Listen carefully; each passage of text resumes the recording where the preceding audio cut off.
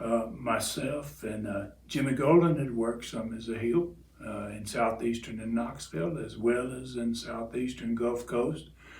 But my brother had never been a heel in his life. So I came up with an idea for Bob, and we sat and talked about it. And I said, Bob, well, why don't we turn you heel against me and use me to do it, if we can. And and then I told him my idea, and he said, "Wow, Ron, wow! If we do it that way, I think it should turn me heel for sure." So, and I know fans have seen this. Actually, it was a World Championship match. Bob Armstrong and I wrestled the week before. There was a tournament to see who was going to wrestle Ric Flair in Mobile, Alabama. I think it was toward the end of 1982, late October, November. Don't have the exact date. But the winner of the tournament was going to get the shot at Flair. Me and Bob were both baby faces, and we ended up in the finals of the tournament. And I got the win over Bob.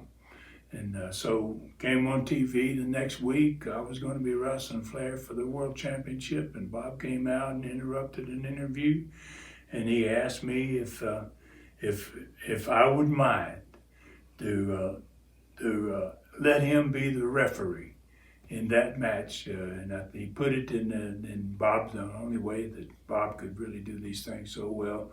He said, I don't know that I'll ever win a world championship, but I think you're going to win the world championship against Flair. You've got a hold that nobody's ever broken, and I think you're in the best shape of your life. You just beat me in this tournament.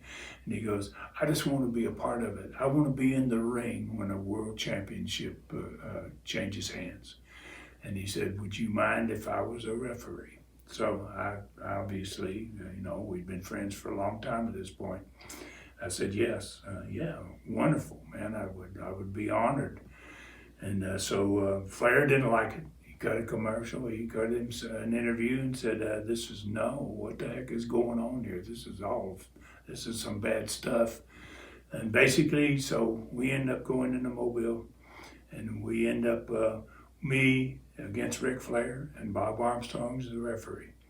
Bob referees the match pretty much down the middle, especially all through the first part of the match. We get down to the end of the match. Flair gets me in the figure four. I'm able to reverse the figure four on Flair. Then I'm able to actually put the Fuller leg lock on Flair, middle of the ring.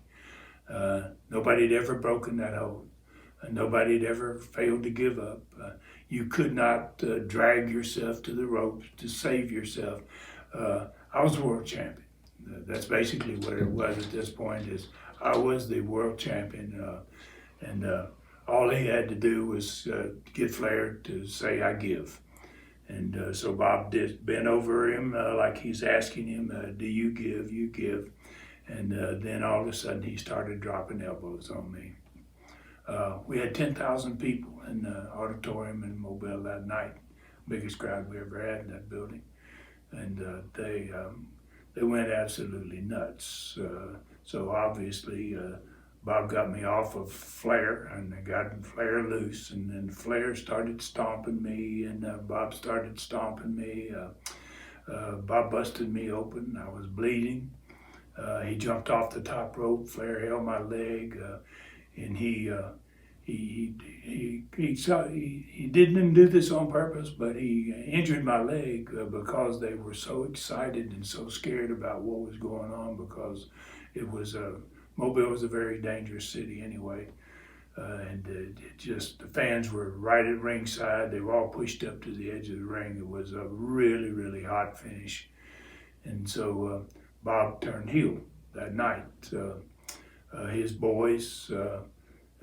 Wow, what a great heel. For about a year, he wrestled as a heel. But that angle changed everything for Southeastern Wrestling. As we changed that company from Southeastern to Continental, it went right on with Continental. Bob became a heel.